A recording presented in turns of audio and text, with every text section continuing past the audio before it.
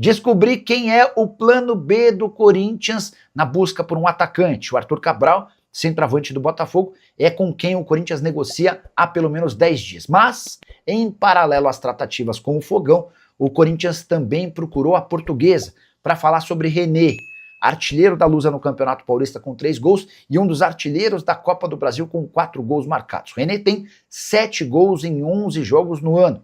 É, para mim, o grande destaque da Portuguesa. Atacante contratado sem custos do São Luís, do Rio Grande do Sul, para atuar como ponta, tem feito excelente temporada como um homem mais avançado, como um camisa 9.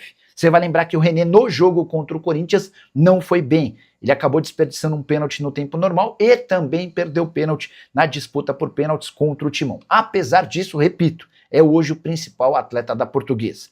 Corinthians sondou a Lusa no início dessa semana com a possibilidade de um empréstimo. A Portuguesa deixou bem claro que não tem a intenção de emprestar o René. Ele é o principal trunfo da Portuguesa para a disputa da Série D. O preço já está definido. Ou o Corinthians paga 750 mil euros para comprá-lo, a Lusa é dona de 80% dos direitos econômicos, ou não sairá negócio. E o Corinthians definiu que vai tentar fechar com o Arthur Cabral. Se não houver avanços nas tratativas com o Botafogo, René passa a ser a primeira possibilidade. A questão envolvendo Arthur Cabral diz respeito a seu salário. O Botafogo já concordou com o empréstimo gratuito até dezembro, mas o Arthur Cabral ganha R$1.400.000 por mês. A ideia do Corinthians é que o Botafogo assuma metade desses vencimentos, algo que já foi descartado pelo time carioca. E você, gosta do Arthur Cabral? O que pensa sobre o René? Já usa o espaço para comentário e registra a sua opinião. Só não esquece de deixar like e de se inscrever no canal. E o Arthur Cabral? Olha só, o Lucas Silva perguntou, é alguma evolução do Arthur Cabral ou algum plano B no Corinthians em relação a isso? Plano B não tem. O que tem é assim, o presidente Osmar Stabile, ele não quer fazer um negócio que interfira na folha do Corinthians, interfira nas contas do Corinthians.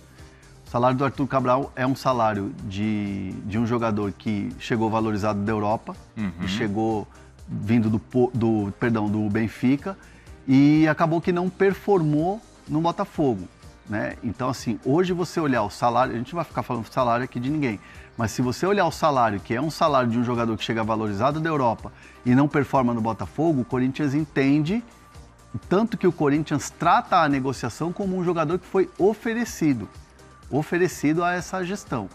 Então, assim, o Corinthians entende que com esse valor de salário que ele tem hoje, tiver que pagar o salário integral num empréstimo com opção de compra, não vale, não compensa para o Corinthians hoje pela questão financeira. Não é que o Arthur Cabral não tenha lugar no Corinthians, tem. Chegaria para reforçar, é um reforço aprovado pelo Marcelo Paz, pelo Dorival Júnior, mas o presidente Osmar Stabile bate muito nessa tecla. Aliás, o modelo de trabalho do Corinthians tem sido assim. Marcelo Paz trata das negociações, conversa com dirigentes de outros clubes, conversa com o staff dos atletas, mas quem dá a palavra final, quem dá a canetada final é o presidente Osmar Stabile. E ele está ponderando muito essa questão financeira do Arthur Cabral. Me arrisco a dizer que se acontecer essa negociação, ela vai se resolver entre hoje e amanhã. Óbvio que pelo tempo da janela também. Mas eu digo assim, de uma resolução rápida e alguém vai ter que ceder, alguém vai ter que abrir mão. E não me parece que o Corinthians vai abrir mão de ter que pagar parte, metade, mais da metade do salário. Porque repetindo a janela vai até amanhã só.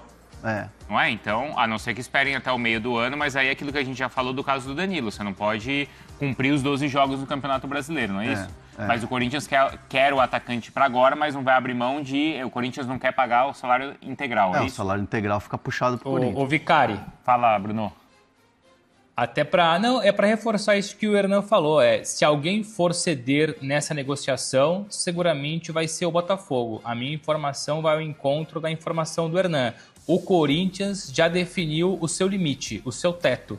Não vai extrapolar aquilo que pretende pagar o Arthur Cabral para poder ter o jogador. Então, se essa negociação avançar hoje ou amanhã, é porque o Botafogo cedeu. E lembrando, o Arthur Cabral quer muito, não está ali 100% satisfeito no Botafogo, vê com bons olhos a negociação com o Corinthians, mesmo sabendo que inicialmente chega para ser ali uma sombra para o Yuri Alberto, São características diferentes, é bem verdade. O Arthur Cabral é muito mais centralizado, o Yuri Alberto é mais móvel, até podem jogar juntos, mas que nesse momento ele prefere o Corinthians do que o Botafogo, é muito nessa linha que a gente tem de apuração por enquanto. O Laerte mandou aqui, ó, por que não o Plata então ir para o Corinthians? Aí é uma sugestão. Olha, já teve isso. Já teve?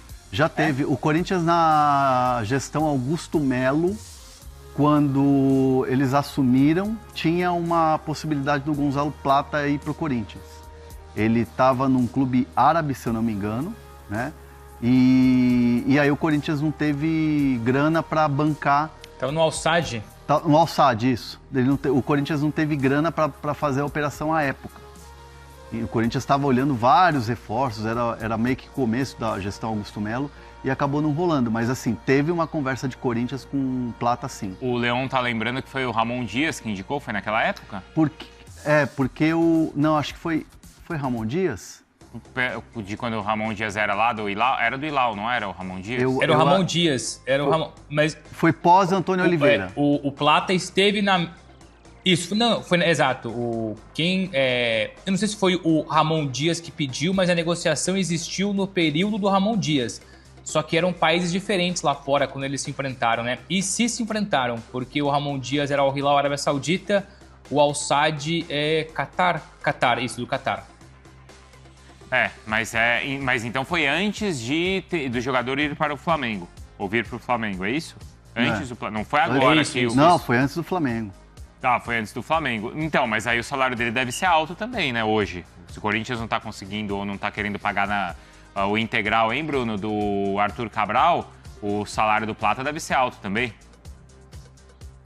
Eu não vejo, aqui tá, é só palpite, tá? É opinião, não é informação. Acho muito pouco provável o Plata saindo de fato, e esse é o desejo hoje da comissão técnica do Flamengo, uma negociação no cenário brasileiro, porque o ordenado, o salário é muito alto e a minha cabeça aqui leva a entender o seguinte: se o Plata receber essa mensagem no meio do ano, tchau, tem que ir embora, ele vai priorizar outros mercados, supostamente então o europeu ou rodar por outro país do Médio Oriente. Acho muito pouco provável o Brasil, por questão mesmo de projeto e, claro, por conta da parte financeira. O ordenado dele é bem alto.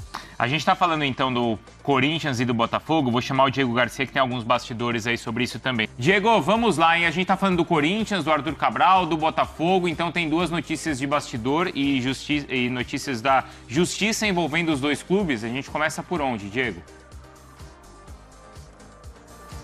Bom dia, Vicari. Bom dia, Bruno Andrade. Bom dia, Hernan.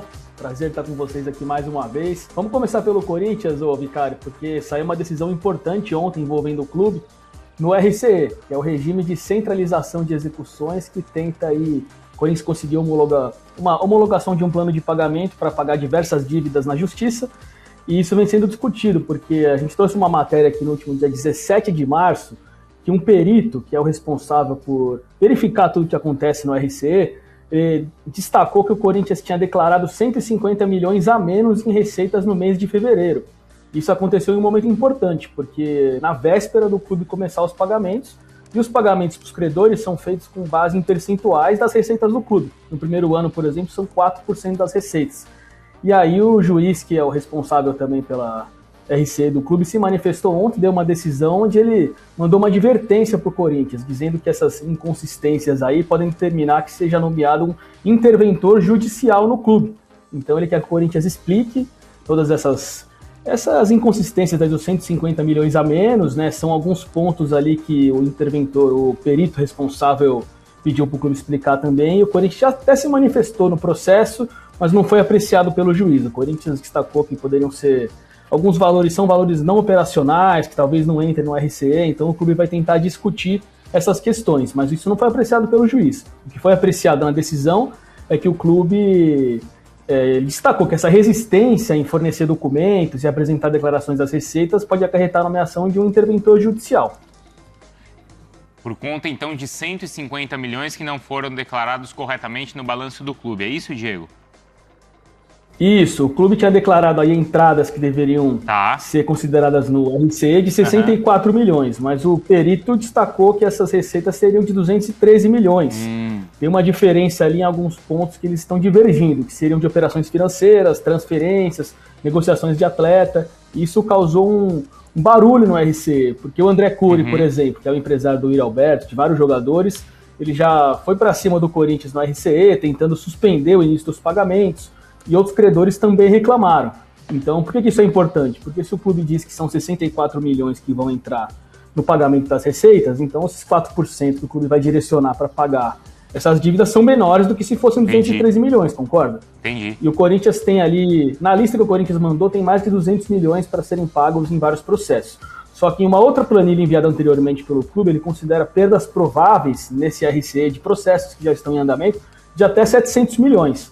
Então, quanto maiores forem as receitas do Corinthians, maiores vão ser os pagamentos nesse início, porque são 4% das receitas nesse primeiro ano, 5% no segundo, 6% no terceiro e por aí vai. A expectativa é que o clube consiga quitar essas dívidas em até 10 anos. Fala pessoal, estamos aí com atualizações importantes do Corinthians. Se inscreva e ative o sininho para receber mais atualizações do Timão.